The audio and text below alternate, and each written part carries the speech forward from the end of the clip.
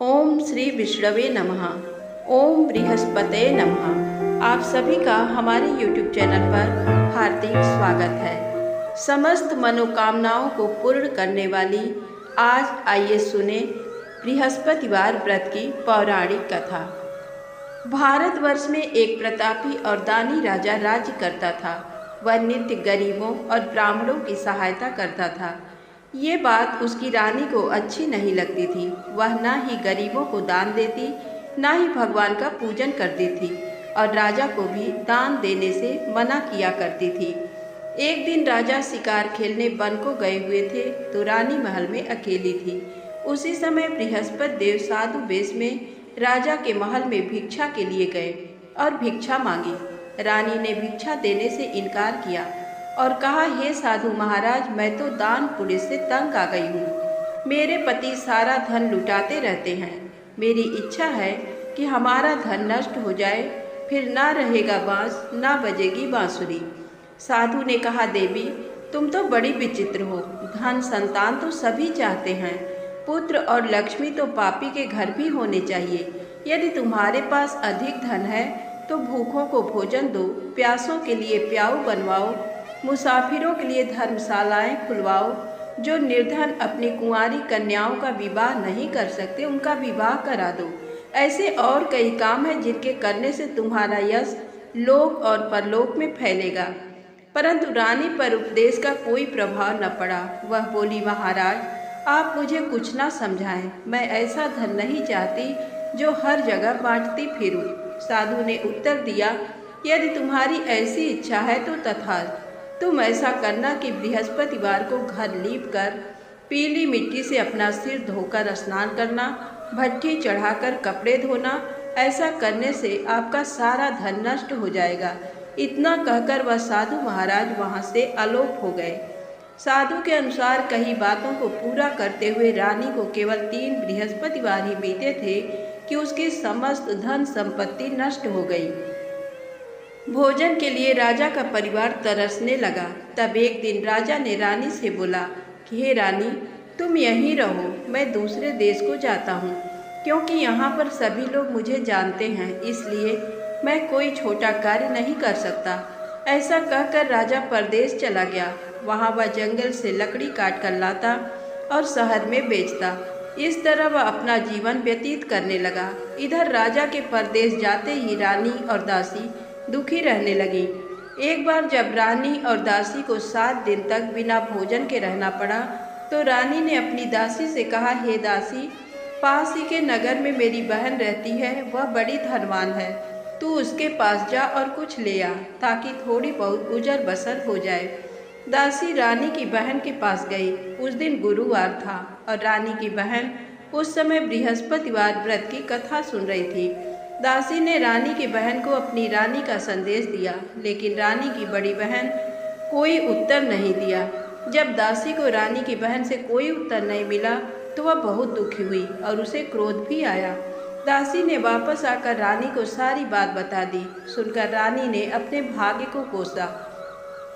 उधर रानी की बहन ने सोचा कि मेरी बहन की दासी आई थी, परंतु मैं उससे नहीं बोली, इससे वह बहुत दुखी हुई होगी। कथा सुनकर और पूजन समाप्त करके वह अपनी बहन के घर आई और कहने लगी, हे बहन, मैं बृहस्पतिवार का व्रत कर रही थी। तुम्हारी दासी मेरे घर आई थी, परंतु जब तक कथा होती है तब तक ना तो उठते हैं और ना ही बोलते हैं, इसलिए मैं नहीं बोली। कहो दासी, क्यों गई थी? रानी बोली, बहन तुमसे क्या छिपाऊं, हमारे घर में खाने तक को अनाज नहीं था। ऐसा कहते कहते रानी की आंखें भर आई।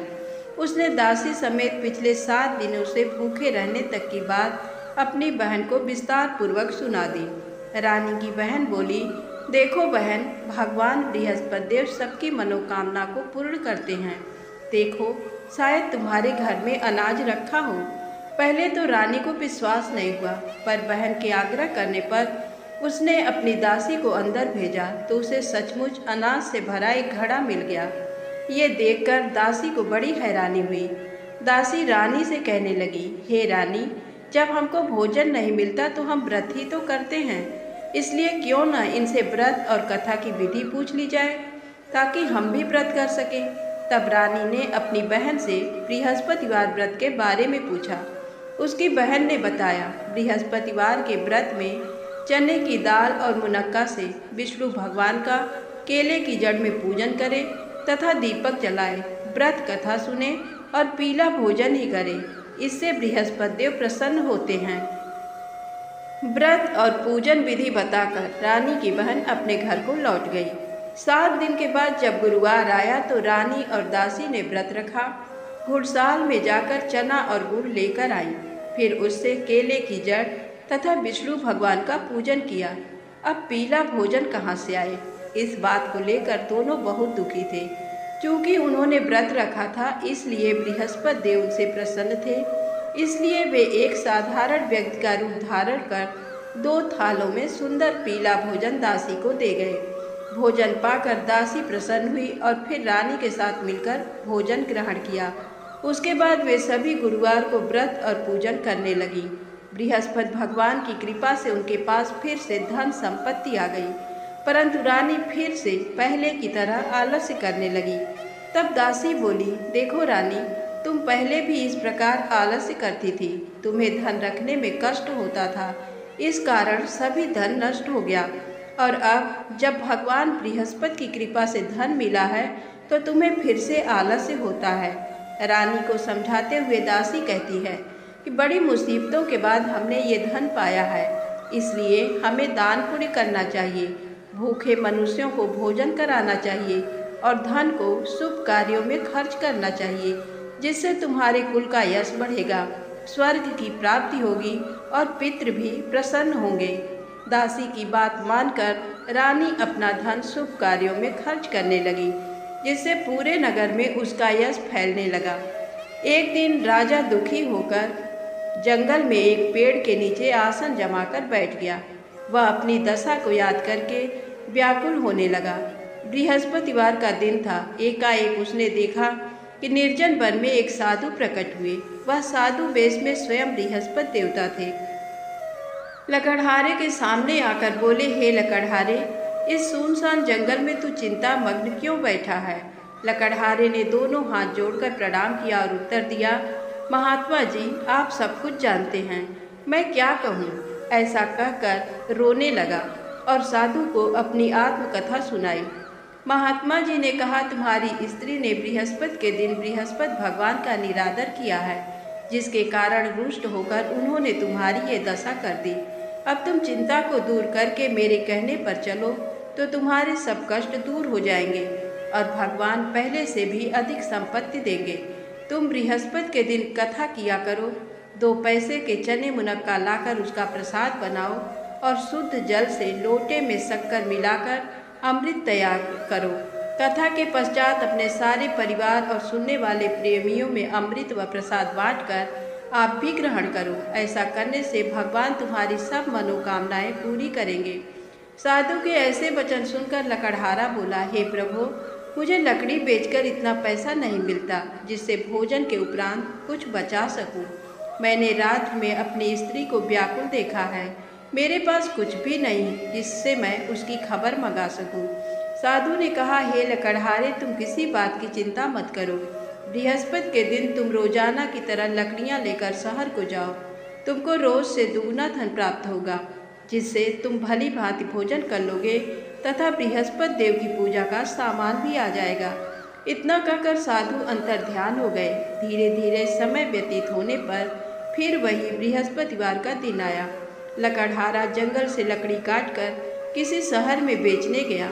उसे उस दिन और दिन से अधिक पैसा मिला। राजा ने चना गुड़ा दिलाकर गुरुवार का व्रत किया। उस दिन से उसके सभी क्लेश दूर हुए। परंतु जब दोबारा गुरुवार का दिन आया तो बृहस्पतिवार का व्रत करना भूल गया। इस कारण बृहस्पति भगवान नाराज हो गए। उस दिन उस नगर के राजा ने विशाल यज्ञ का आयोजन किया तथा शहर में ये घोषणा करा दी कि कोई भी मनुष्य अपने घर में भोजन न बनावे, न आग जलावे, समस्त जनता मेरे यहाँ भोजन करने आवे। इस आज्ञा को जो न मानेगा उसे फांसी की सजा दी जाएगी। इस तरह की घोषणा संपूर्ण नगर में करवा दी गई। राजा की आज्ञानुसार शहर के सभी लोग भोजन करने गए, लेकिन लकड़हारा कुछ देर से पहुंचा, इसलिए राजा उसको अपने साथ घर लिवा ले गए और ले जाकर भोजन करा रहे थे तो रानी की दृष्टि उस खूंटी पर पड़ी जिस पर उसका हार लटका हुआ था। वह वहाँ पर दिखाई नहीं दिया। रानी ने निश्चय किया कि मेरा हार इस मनुष्य ने चुरा लिया है। उसी समय सिपाहियों को बुलाकर उसको कारागार में डलवा दिया। जब लकड़हारा कारागार में पड़ गया और बहुत दुखी होकर विचार करने लगा कि न जाने कौन से पूर्व जन्म के कर्म से मुझे ये दुख प्राप्त हुआ है, और उसी साधु को याद करने लगा जो कि जंगल में मिला था।